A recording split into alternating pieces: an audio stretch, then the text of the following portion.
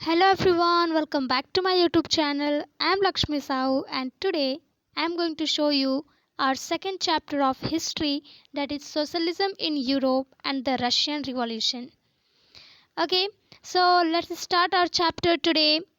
So there are two parts. First one is socialism in Europe and second part is Russian Revolution. So firstly we have to see what is the socialism in Europe, and then we are going to see the Russian Revolution. Okay, so the age of social change. So ideas of liberty, equality, and democratic rights. The ideas of French Revolution created a possibility of change in society. तो आप क्या दिया है, देखिए यहाँ पे liberty, equality और democratic जो राइट्स है फ्रेंच रिवॉल्यूशन के बाद, जो हम लोग फर्स्ट चैप्टर में देख चुके हैं।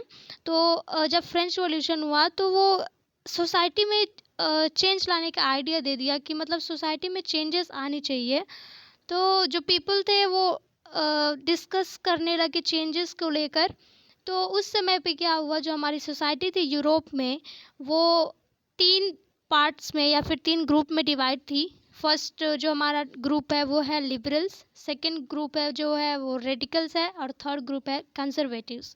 सो लिबरल्स जो होता है, जो लिबरल्स हैं वो बहुत ही ग्रेजुअल चेंज चाहते थे, ठीक है। So they want a change but it is in gradually change.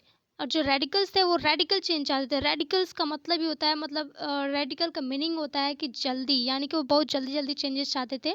और जो कंजर्वेटिव्स चाहते थे वो कोई चेंज ही नहीं चाहते थे, वो कहते थे कि एज इट इज़ रहने दो, जैसा चल रहा है वैसे चलने दो।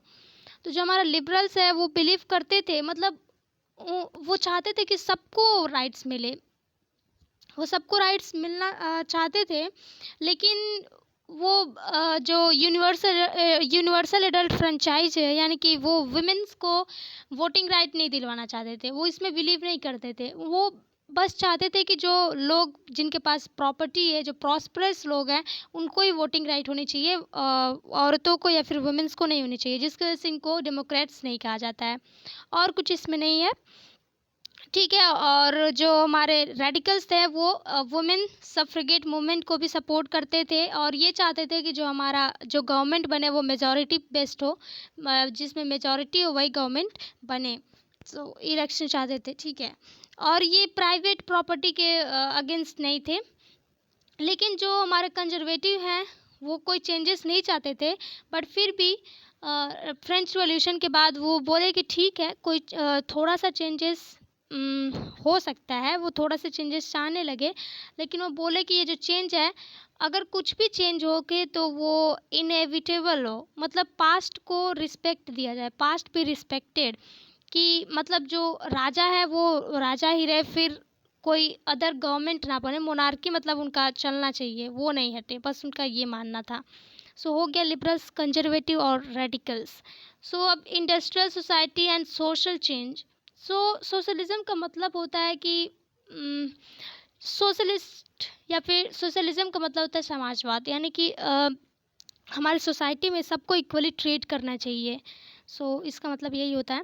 और जो सोसाइटी था वो 19th सेंचुरी में चेंज हो रहा था, उसमें बहुत सारी न्यू इंडस्ट्रीज़, इंडस्ट्रियल रीजन सब कुछ डेवलप हो रहे थे, जिसकी वजह से इंडस्ट्रियल रिवॉल्यूशन होता है। क्यों इंडस्ट्रियल रिवॉल्यूशन होता है, उसका कारण ये है कि उस समय जो वर्किंग आवर्स होते थे वर्कर्स के, बहुत ज़्यादा होते थे, लॉन्ग मतलब होते थे 18 आवर्स होते थे, और जो उनके वेजेस थे वो बहुत ही कम दिए जाते थे, जिसकी वजह से इंडस्ट्रियल रिवॉल्यूशन होता है। और लिबरल्स और रेडिकल्स चेंज तो चाहते ही थे। ओके, सो अब देखते हैं the coming of socialism in Europe. Europe में कैसे सोशलिज्म आता है। So by the 19th century, the idea of socialism attracted widespread attention, and those who followed this idea came to known as socialist. So उस समय Europe में जो idea था socialism का, जो लोग भी इसको फॉलो करते थे उन्हीं को सोशलिस्ट कहा जाता था। सो जो सोशलिस्ट थे वो प्राइवेट प्रॉपर्टी के अगेंस्ट थे, और वो प्राइवेट प्रॉपर्टी को root of the problem in the society बोलते थे, यानी कि जो प्राइवेट प्रॉपर्टी है वही उसी को सोसाइटी का प्रॉब्लम मानते थे, उसी का जड़ मानते थे, ठीक है।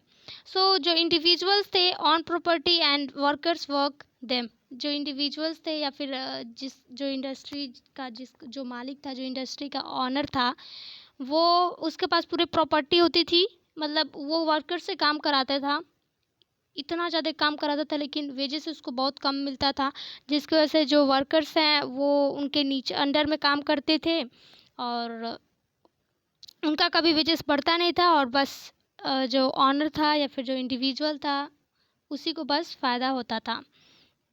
जो सोसाइटी है वो सोसाइटी जो सोशलिस्ट हैं वो सोसाइटी में चेंजेस चाहते थे कि सबको इक्वल ट्रीट किया जाए। Whole should control the property, सबको प्रॉपर्टी का हक होना चाहिए। उसमें दो सोशलिस्ट थे जो कि हैं रॉबर्ट ओवेन और लुइस ब्लैंक। ये जो रॉबर्ट ओवेन है वो चाहते थे कि to build the corporate community, और जो लुइस ब्लैंक थे वो सपोर्ट करते थे गवर्नमेंट को कि कैपिटलिस्ट इंटरप्राइज के वो अगेंस्ट थे। और यहाँ पे कैपिटलिस्ट जो होता है, कैपिटलिस्ट वो होता है कि जिसमें जो ऑनर होता है, जो इंडस्ट्रीज़ का जो ऑनर होता है, बस उसी के पास बस प्रॉफिट होता है। मतलब वर्कर से काम कराता है और उसको वर्कर्स को बहुत कम पैसे देते हैं और सारा प्रॉफिट उन्हीं को होता है, तो उसको कैपिटलिस्ट बोलते हैं। इसमें भी दो हमारे सोशलिस्ट थे या फिर कैपिटलिस्ट थे, जो कि कार्ल मार्क्स थे और फ्रेडरिच एंजल थे। फिर सोशलिज्म का सपोर्ट यहाँ पे दिया, आप लोग देख सकते हो। पहले से ही एक इंटरनेशनल पार्टी थी, तो फिर जो सेकेंड इंटरनेशनल पार्टी पर बनती है उसको सेकेंड इंटरनेशनल पार्टी बोला जाता है। ओके, जो हमारा सोशलिस्ट है 1914 तक भी सक्सीड नहीं हो पाए थे। तो देखते हैं कि क्या क्या उसके रीजंस थे कि सोशलिस्ट अभी भी सक्सीड नहीं हो पाई थी। अब स्टार्ट करते हैं हमारा रशियन रिवॉल्यूशन। तो रशियन रिवॉल्यूशन जो था वो उसमें पहले दिया कि 1917 में मोनार्की का फॉल ऑफ मोनार्की, यानी कि मोनार्की ख़त्म हो जाती है। देखते हैं कि कैसे ख़त्म होती है। तो पहले दिया कि जो हमारा रशियन एम्पायर था 1914 में, उस समय के जो राजा थे वो थे ज़ार निकोलस सेकेंड, ये आप लोग याद रखना है। उसमें बहुत सारी कंट्रीज़ थी, फिनलैंड, ये सब कंट्रीज़ थी, वो आप लोग देख लेना। फिर उसमें रिलीजन्स जो थे, सबसे मेजॉरिटी जो रिलीजन था वो था रशियन ऑर्थोडॉक्स क्रिश्चियनिटी, और भी उसमें कुछ रिलीजन्स थे जैसे कि कैथोलिक्स, प्रोटेस्टेंट्स, मुस्लिम्स और बुद्धिस्ट भी थे। उसमें इकोनॉमी क्या दिया उस समय, यूरोप की इकोनॉमी क्या थी? It was mainly agriculturist economy. मतलब वहाँ पे जो लोग थे 85% of the population was depend on the agriculture. उस समय एग्रीकल्चर पे बहुत सारे लोग डिपेंड थे, और अभी भी यूरोप में ऐसे ही होता है। 85% of the population was included और डिपेंड ऑन द एग्रीकल्चर। और कल्टीवेशन जो था वो मार्केट, और मतलब जो कुछ भी कल्टीवेट करते थे तो सेल्फ कंजप्शन के लिए भी रखते थे और कुछ मार्केट में भी बेचते थे। जो हमारा इंडस्ट्री है वो क्या हुआ, industry was found in pocket, means कि जो हमारा इंडस्ट्री है वो बहुत ही कम इंडस्ट्रीज़ दिखने लगी, बहुत ही कम इंडस्ट्रीज़ दिखने लगी। उस समय पीटर्सबर्ग और मॉस्को जो थे वो मेजर इंडस्ट्रियल एरिया थे जहाँ पे प्रोडक्शन होते थे और जिसमें वर्कर्स काम करते थे, जिनको क्राफ्ट्समैन भी बोलते थे। फिर हमारा ये सब कुछ दिया है, आप लोग देख सकते हो। ओके, हमारा जो सोसाइटी था उस समय जो सोसाइटी था, जो वर्कर थे वो विलेज से सिटीज़ में माइग्रेट हो रहे थे, क्योंकि उन लोगों को गांव में उतना काम नहीं मिल रहा था, ज़्यादा पैसे नहीं मिल रहे थे, जिसकी वजह से वो लोग सिटी में माइग्रेट कर रहे थे। तो उस समय जो वर्कर्स थे उनको भी डिवाइड किया गया था उनके स्किल पे। तो जो मेटल वर्कर्स थे जो कि बड़े बड़े इंडस्ट्रीज़ में काम करते थे, वो अपने आप को बहुत बड़ा वर्कर मानते थे, ठीक है। उसमें से फैक्ट्री में जो लेबर थे उसमें 31% जो थी वो विमेंस थी, लेकिन हमेशा की तरह विमेन को बहुत ही कम पैसे दिए जाते थे, बहुत कम वेजेस दिए जाते थे as compared to the man. तो हमेशा से ही ये डिस्क्रिमिनेशन हुआ है, जेंडर डिस्क्रिमिनेशन हुआ है, ठीक है। तो हमेशा औरतों को कम ही दिया जाता था। क्यों दिया जाता था उन लोगों को कम? क्योंकि वो सोचते थे कि जो मेन है वो मोर सुपेरियर देन है वुमेन्स के। बहुत अच्छे हैं वुमेंस के, इसलिए। Division among workers dress and minor too, तो डिवीज़न तो वहाँ पे बस एक स्किल पर ही नहीं थी, ड्रेसेस पे भी थी वर्कर्स के और मैनर में भी। लेकिन डिवीज़न के बावजूद भी जो वर्कर्स थे वो जब कभी भी कोई भी अगर रिवॉल्यूशन होता था, कुछ भी लड़ाई या फिर स्ट्राइक जब कभी भी होता तो जो जितने भी वर्कर्स हैं वो एक साथ मिल जाते थे। यहाँ पे दिया एग्जाम्पल कि हमारा जो एक बार हुआ था 1896 1897 में एक स्ट्राइक हुआ था टेक्सटाइल इंडस्ट्री पे, तो भी जितने भी वर्कर्स हैं वो एक साथ मिलके उसमें लड़ाई वगैरह किए थे। और फिर मेटल इंडस्ट्री में भी एक बार हुआ था 1902 में। अब देखते हैं सोसाइटी इन कंट्री साइड, यानी कि रूरल एरिया, गांव में कैसा था सोसाइटी। पीजेंट्स जो थे वो लैंड को बहुत ज़्यादा कल्टीवेट करते थे। उसमें से पीजेंट्स तो कल्टीवेट करते थे लैंड को, लेकिन जो प्रॉपर्टी था, यानी कि जो वो लोग जब लैंड को कल्टीवेट करते थे, जो जितना भी उसका प्रॉफिट होता था वो ज़्यादातर नोबिलिटी लेते थे। सब नोबिलिटी के हाथों में ज़्यादा था। तो हम लोगों ने फर्स्ट चैप्टर में पढ़ा है nobility, clergy and third state वगैरह सब पढ़े हैं, तो उसमें आप लोग को पता होगा। फिर वर्कर्स के जैसे पीजेंट्स भी डिवाइड हो गए। जैसे हमारे सिटीज़ में देखे वर्कर्स लेवल स्किल लेवल पे डिवाइड थे, ड्रेसेस पे, मैनर्स में, तो वैसे ही गांव में पीजेंट्स जो थे, जो फार्मर्स थे, वो भी डिवाइड होते थे। जो पीजेंट्स थे वो नोबिलिटी को पसंद नहीं करते थे। क्यों नहीं पसंद करते थे? क्योंकि ज़्यादातर जो लैंड था वो नोबल्स के अंडर था। लेकिन जो फ्रेंच रिवॉल्यूशन है उसमें तो पीजेंट्स नोबल्स का रिस्पेक्ट करते थे। क्यों रिस्पेक्ट करते थे? क्योंकि जो नोबल्स थे उसमें मतलब बहुत सारे ऐसे नोबल्स थे जैसे मिरापी और अबेशियस, जो कि पीजेंट्स का हेल्प किए थे, जो कि उनका सपोर्ट करते थे। इसलिए फ्रेंच रिवॉल्यूशन में पीजेंट्स जो थे, जो थर्ड स्टेट के लोग थे, वो नोबिलिटी को मानते थे, लेकिन यहाँ पे नहीं मानते हैं। अब यहाँ पे दिया है ये आरपी डिफरेंट फ्रॉम ईपी का मतलब है रशियन पीजेंट डिफरेंट थे यूरोपियन पीजेंट से। कैसे?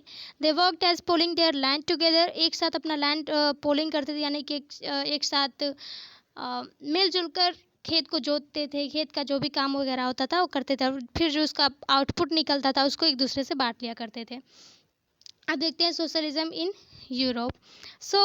1914 से पहले वहाँ पे रशिया में ज़ार निकोलस ने बोला था कि कोई भी यहाँ पे पार्टी नहीं बननी चाहिए, उनके पार्टी के अलावा कोई भी पार्टी यहाँ पे नहीं बननी चाहिए, ये इलीगल होगा रशिया में अगर कोई पार्टी बन गई तो, क्योंकि ये ऑर्डर था ज़ार निकोलस सेकंड का। ठीक है। लेकिन 1898 में एक पार्टी बनी, Russian social democratic workers party, लेकिन इसको सेक्रेटली बनाया गया था। ठीक है, क्योंकि ज़ार निकोलस ने बोला था ये इलीगल होगा अगर कोई दूसरा पार्टी बना, तो ये इसके बारे में ज़ार निकोलस को पता नहीं था। उस समय रशियन पीजेंट को नेचुरल सोशलिस्ट माना जाता था।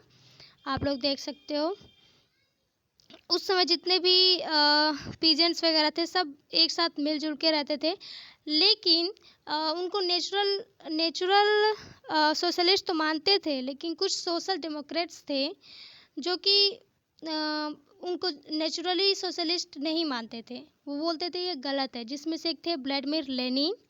वो कहते थे कि जो पीजेंट्स हैं वो नेचुरली ग्रुप्ड नहीं है, नेचुरली सोशलिस्ट नहीं है। क्यों नहीं है? क्योंकि वो बोलते थे कि उसमें से कुछ गरीब है, कुछ अमीर है, तो कैसे एक साथ हो सकते हैं?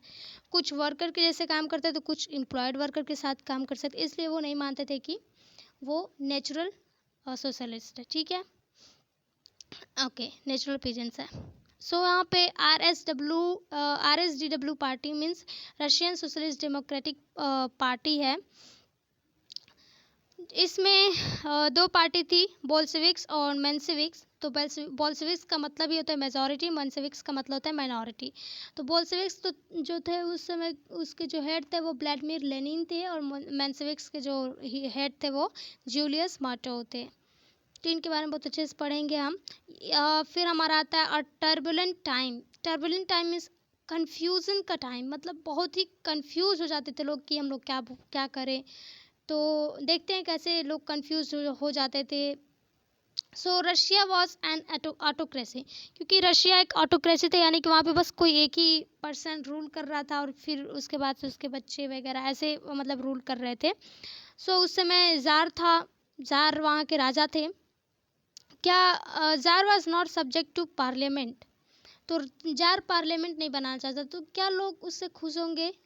नहीं। Liberals, social democrat, social revolutionary wanted to end this system, वो डिमांड, क्योंकि वो डिमांड करते थे एक कॉन्स्टिट्यूशन का, वो सपोर्ट करते थे नेशनलिस्ट और जैदिडिस्ट को। और जो जैदिडिस्ट थे वो एक मुस्लिम रिफॉर्मर थे जो कि मॉडर्नाइज करते थे इस्लाम को। Autocratic rule along with bad economic condition made the time was turbulent. Autocratic जो रूल था वो एकदम से कंफ्यूज कर दे रहा था कि क्या चल रहा है। उस समय 1904 में क्या हो रहा था, जो गुड्स थे उनके जो प्राइसेस थे वो बढ़ रहे थे और जो रियल वेजेस थे वो कम हो रहे थे। ओके, जो वर्कर्स थे उनके मेंबरशिप और जो वर्कर्स एसोसिएशन थे वो बढ़ रही थी। क्या होता है, one day when 4 members of assembly of Russian workers were removed at Putilov iron workers, 10,000 workers in S T या फिर saint Petersburg went on strike. तो 10,000 से भी ज़्यादा लोग पीटर्सबर्ग पे गए थे स्ट्राइक करने के लिए। किस लिए गए थे वो लोग? वो डिमांड करने गए थे कि वो जो वर्किंग आवर्स है उसको कम कर दें और जो वेजेस है वर्कर्स के उसको बढ़ा दें। सेंट पीटर्सबर्ग मैंने आपको पहले बता दिया है कि कुछ 2 इंडस्ट्रीज थे जो कि बहुत महत्वपूर्ण थे, तो उसमें से एक था पीटर्सबर्ग। ये हमारा आता है 1905 का रिवॉल्यूशन, जिसको ब्लडी संडे भी बोला जाता है। कैसे हुआ ये ब्लडी संडे देखते हैं, बहुत ज़्यादा इंपॉर्टेंट है, इससे बहुत सारे क्वेश्चन पूछते हैं।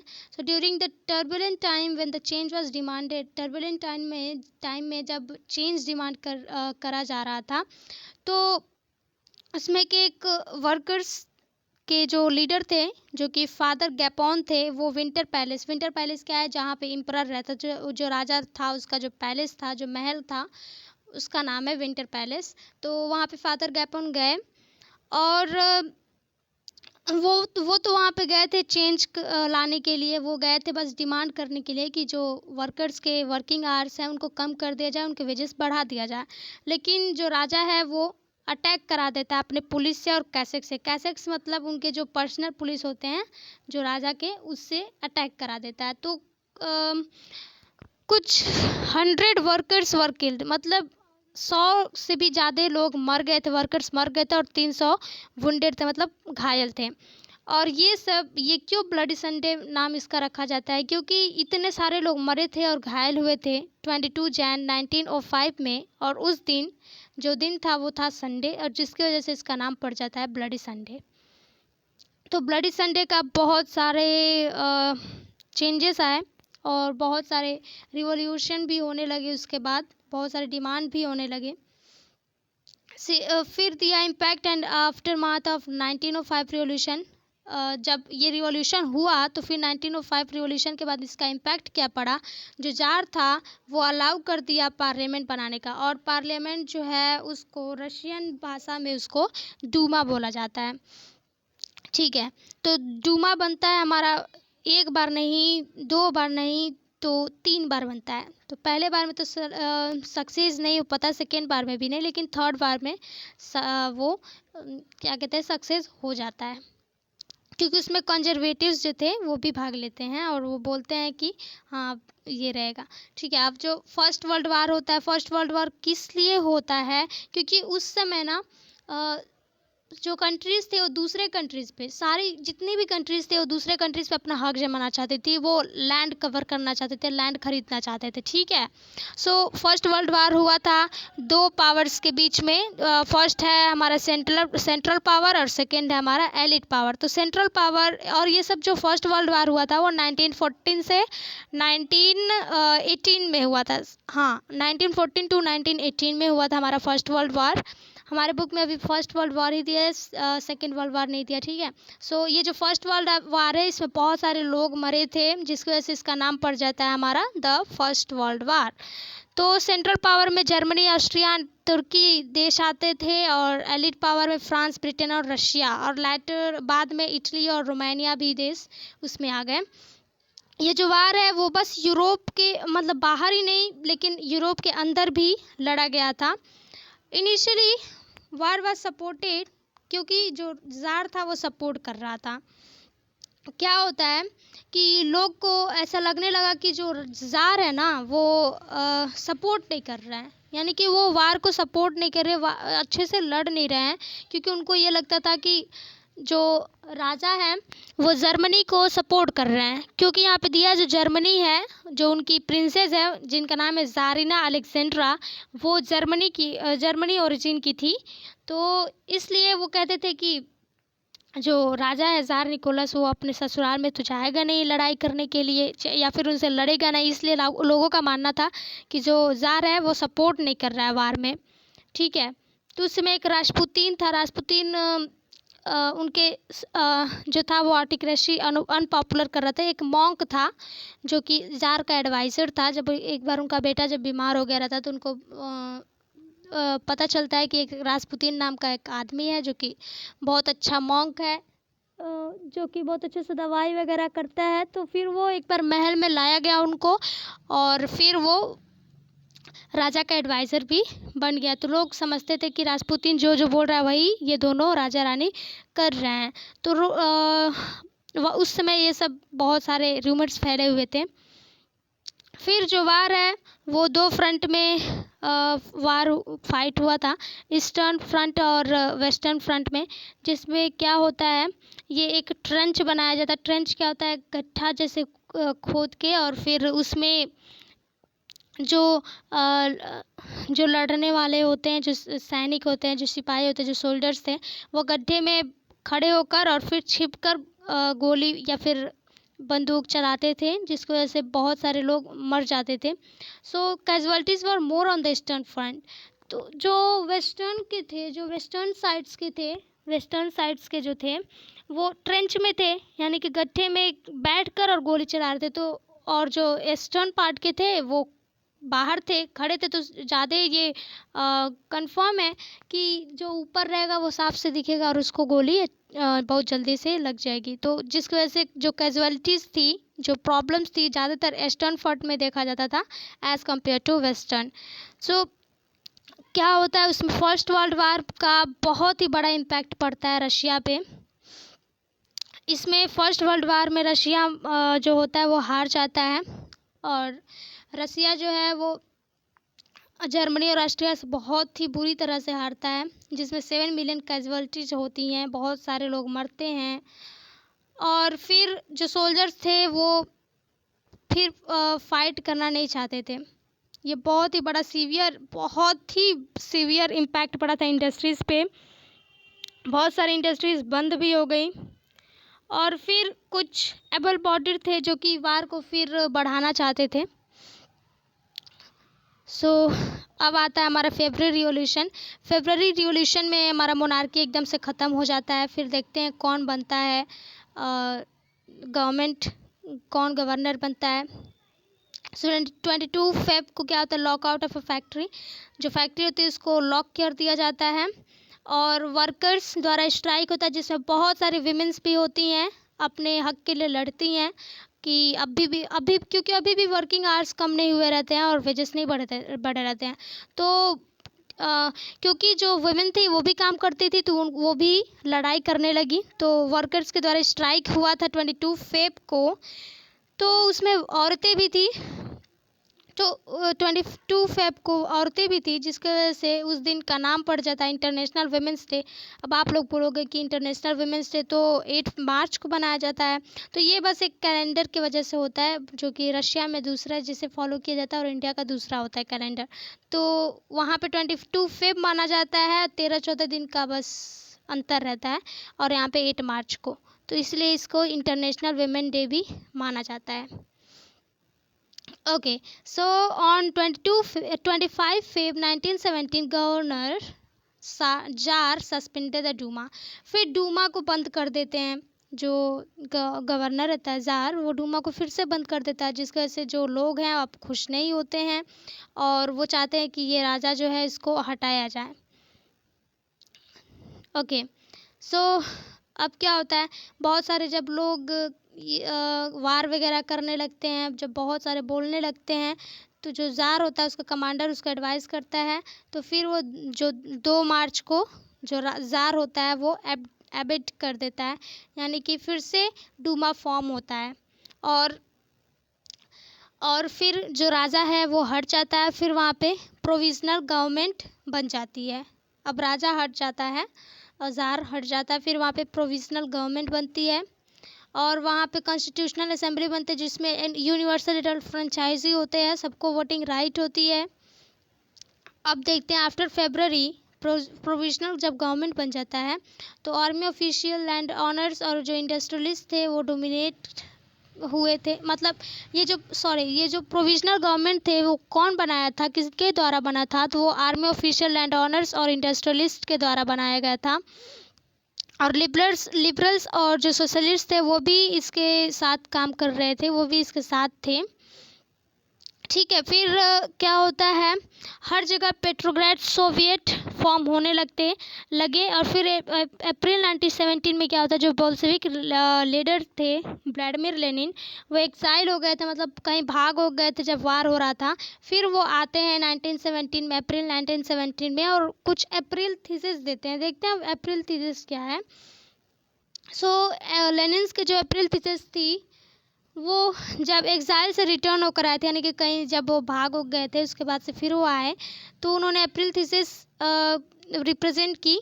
उनके 3 डिमांड थे, ठीक है, उनके 3 डिमांड थे जिसको बोला गया है अप्रैल थीसिस। तो उनका जो फर्स्ट डिमांड था वो था कि जो अब वार नहीं होना चाहिए, अब शांति रहना चाहिए रशिया में, और जो पीजेंट्स हैं उनके फिर से लैंड को रीडिस्ट्रीब्यूट कर देना चाहिए, और जो बैंक है उनको नेशनलिस्ट कर देना चाहिए। और एक और उनका जो डिमांड था वो था कि जो बोल्शेविक्स पार्टी है उसका नाम बदल के कम्युनिस्ट पार्टी रख दिया जाए। तो अब देखते हैं कि क्या ये जो इनका डिमांड था वो कंप्लीट हो पाया था। ओके, सो देखते हैं। However, many other members of Bolshevik party were initially surprised by the April thesis। तो बहुत सारे ऐसे members थे जो कि बोल्शेविक्स पार्टी के ये डिमांड से बहुत सरप्राइज हो गए थे। फिर क्या होता है, अब हमारा होता है अक्टूबर रिवॉल्यूशन। अक्टूबर रिवॉल्यूशन क्यों होता है? Workers movement grow, trade union and factory committee started questioning industrialist. बहुत सारे क्वेश्चन उठने लगते हैं। Soldiers committee were formed in the army, और आर्मी सोल्जर्स कमेटी जो थे वो आर्मी में अब बदलने लगते हैं, और लगभग 500 सोवियत बने होते हैं। फिर जो प्रोविजनल गवर्नमेंट था वो इसके साथ खुश नहीं था। All this was seen as the growing influence of Bolsheviks to take power against provisional government. To control the growing discontent, provisional government took the following ways। तो अब कुछ फॉलोइंग वेज थे जो प्रोविजनल गवर्नमेंट ने लिया। Controlled workers by arresting their leaders. तो जो अब प्रोविजनल गवर्नमेंट देखने लगा कि बहुत सारे लोग लड़ाई वगैरह कर रहे हैं, अब हमारा साथ नहीं दे रहा है, जिसकी वजह से वो खुश नहीं होते हैं और वो कुछ कंट्रोल करने लगते हैं, यानी कि जो वर्कर्स हैं उनके जो लीडर्स हैं उनको अरेस्ट करने लगते हैं, किसी पे भी गोली चला देते हैं जो नहीं उनकी बातों को मानता है, और बोल्शेविक्स को 1917 में सप्रेस्ड कर लेता है। तो जो मैनी बोल्शेविक्स लीडर्स थे वो वो छिप जाते थे, और जो पीजेंट्स और सोशलिस्ट रिवोल्यूशनरी लीडर्स थे वो रीडिस्ट्रीब्यूशन ऑफ लैंड, यानी कि जो पीजेंट्स और सोशलिस्ट थे वो लैंड का रीडिस्ट्रीब्यूशन कर देते हैं। जो पीजेंट्स थे उनको लैंड मिल जाते हैं, और फिर peasants seized land between July and September 1917।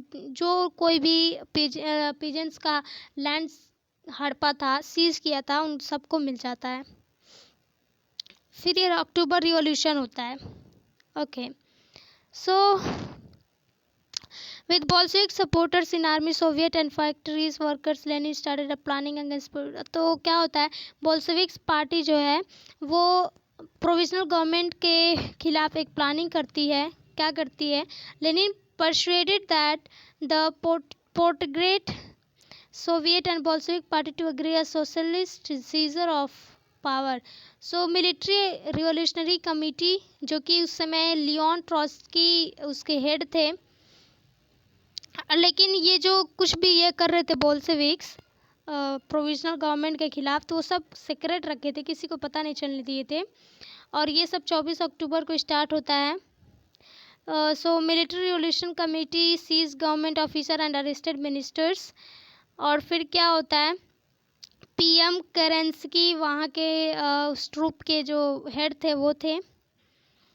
Okay guys, अब देखते हैं कि व्हाट चेंज आफ्टर अक्टूबर। तो जो हमारा अक्टूबर रिवॉल्यूशन होता है उसके बाद से क्या होता है, जो इम्प्लीमेंट किए थे बोल्शेविक्स और जो उनकी डिमांड थी वो सब पूरी हो जाती हैं। तो आप लोग देख सकते हो कि उनका जो पार्टी का नाम था, जो बोल्शेविक्स पार्टी थे, उनका नाम बदल के हो जाता है रशियन कम्युनिस्ट पार्टी। अब क्या होता है, अक्टूबर रिवॉल्यूशन के बाद भी कौन सी प्रॉब्लम होती है, तो लोग फिर से कंफ्यूज हो जाते थे कि ये जो बोल्शेविक पार्टी है वो करना क्या चाहती है, क्योंकि लेनिन कभी कुछ अच्छा करते थे कभी कुछ खराब करते थे, तो इसलिए लोग कंफ्यूज थे। In November 1917 election to constituent assembly by Bolshevik 1917 में इलेक्शन होता है कॉन्स्टिट्यूएंट असेंबली में, but they fail to get majority support. लेकिन जो बोल्शेविक्स होते हैं उनको ज़्यादा सपोर्ट नहीं मिलता है। फिर in Jan 1918 assembly rejected Bolsheviks measures, Lenin dismissed the assembly. जो जो लेनिन होता है वो असेंबली को डिसमिस कर देते हैं। और फिर पीस विथ ब्रेस्ट, हाँ, तो जो बोल्शेविक्स होते हैं वो असेंबली को ही डिसमिस कर देते, बोलते हैं हम कुछ मानने वानने वाले नहीं हैं, मैं ही राजा बनूंगा और मैं ही जो कहूँगा वो सबको करना है। तो over the period of time क्या होता है, जो बोल्शेविक्स होते हैं, जो उनके कुछ पुलिस होते हैं जो कि है चेका फर्स्ट, OGP, UN, NKVD, तो उनको बोल देते हैं कि जो कोई भी इन सबको नहीं मानेगा उसको पनिश करना है। तो ये जो उनके पुलिस थे वो पनिश वगैरह करते थे। और ये सब जितने चीज़ें हैं वो टेंशन क्रिएट कर रही थी। पीपल जो थे, यानी कि जो राइटर्स और आर्टिस्ट थे वो भी ज्वाइन कर रहे थे बोल्शेविक्स को, क्योंकि वो समझ रहे थे सोशलिज्म और चेंजेस को।